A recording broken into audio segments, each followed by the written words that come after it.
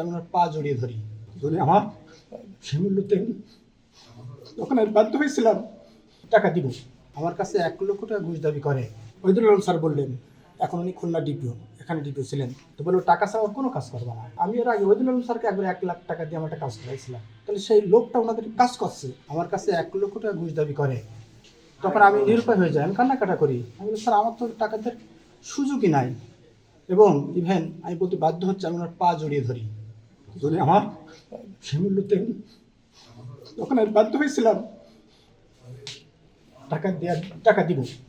এরপরে এখানে আসলেন, এর আগে ওইদুল আলম স্যার ছিলেন, উনি নভেম্বর মাসের 2 তারিখে যশোরে আসছিলেন। ওই দিন আমিও এখানে চলে আসি, স্যারের কাছে টাকা দেবো বলে আসছি। তখন স্যার বললেন, এখানে আসার পরে ওনারা দুজন ভিতরে আমাকে ভিতরে ডাকলেন, তো বললেন যে ওইদুল আলম স্যার বললেন, এখন উনি খুলনা ডিপিও, এখানে ডিপিও ছিলেন, তো বললো টাকা ছাড়া ওর কোনো কাজ করবে না। আমি এর আগে ওইদুল আলম স্যারকে একবার 1 লাখ টাকা দিয়ে আমার একটা কাজ করাইছিলাম, তাহলে সেই লোকটা ওনাদের কাজ করছে, দেখে তো একটু ভয় দিলে একটু কিছু করলে টাকা পাওয়া যাবে। তখন আমি বাধ্য হয়ে ওই স্যারের উপস্থিতিতে আমি 50,000 টাকা দিলাম।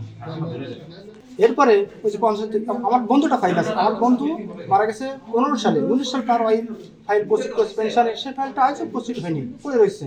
আমি স্যারকে রিকোয়েস্ট করলাম যে স্যার আমার ওই ফাইলটা ছেড়ে দেন, বলে ওখানেও 1 লাখ টাকা লাগবে, তো 2 লাখ টাকা, সেই টাকা আমি 30,000 টাকা দিলাম। আমি 80,000 টাকা অলরেডি পেড করে দিয়েছি, আপনাকে আরও যে 1,20,000 টাকা বাকি আছে সেটা দিতে হবে, কিন্তু আমার তো সমর্থ নাই। আমি বাধ্য হয়ে সেই 1,20,000 টাকা জোগাড় করে আমি আইন কর্তৃপক্ষের কাছে আমি স্বর্ণাপন্ন হয়েছি, এবং আজকের পরিস্থিতি এই পর্যন্ত। এবং আজকে টাকা দেওয়ার কথা ছিল, আমি সেই টাকা স্যারকে দিচ্ছি 1,20,000 টাকা, সেই 1,20,000 টাকা আমি স্যারকে দিয়েছিলাম, স্যার নিয়েছিলেন। মোহাম্মদ নুরনবী নামের এক ব্যক্তি আমাদের অফিসে এসে একটা অভিযোগ দাখিল করে, এবং অভিযোগের বিষয়বস্তু ছিল যে তার ওয়াইফ বেশ কিছুদিন আগে মারা যায়। তার ওয়াইফের হচ্ছে যে বেতন সমতাকরণ এবং পেনশন কেসটা জেলা প্রাথমিক শিক্ষা অফিসার যশোরে এরা আটকে রাখা হয়।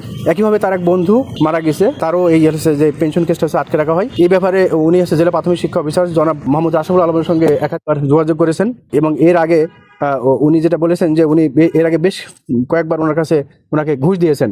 তারপরে উনি বলেছে যে আমাদেরকে আরো টাকা দিতে হবে। এইভাবে সর্বশেষে তার সাথে দফারফা হয় যে তাকে আরো 1,20,000 টাকা দিতে হবে। এখন এই মোহাম্মদ নুরনবী এই টাকা খুব কষ্ট করে গুছিয়ে এর অন্যায়ের বিরুদ্ধে প্রতিবাদের করার জন্য উনি আমাদের দুদক অফিসে আজকে যোগাযোগ করেছে, এবং আমরা দুর্নীতি কমিশন প্রধান কার্যালয় থেকে আমরা অনুমোদন নিয়ে আমরা হচ্ছে যে আজকে একটা ট্র্যাপ কেস করি। ট্র্যাপ কেস বলতে আমরা ট্র্যাপ পরিচালনা করি। এই ট্র্যাপে আমাদের দুদকের একটা টিম অংশগ্রহণ করে, এবং আমরা এই ট্র্যাপটা করার জন্য আমরা তার দপ্তরের বিভিন্ন জায়গাতে ওত পেতেছিলাম। তারপরে যখন হচ্ছে যে এই অভিযোগকারী নুরনবী 1,20,000 টাকা নিয়ে গিয়ে জনাব মোহাম্মদ আশরাফুল আলমের জেলা প্রাথমিক শিক্ষক যশোরের কাছে উনি দেন, এবং এইটা হচ্ছে যে উনি নিয়ে ওনার ড্রয়ারে রেখে দেন। সঙ্গে সঙ্গে আমাদের টিম গিয়ে হাতে নাতে তাকে এই টাকা সহ গ্রেপ্তার করে।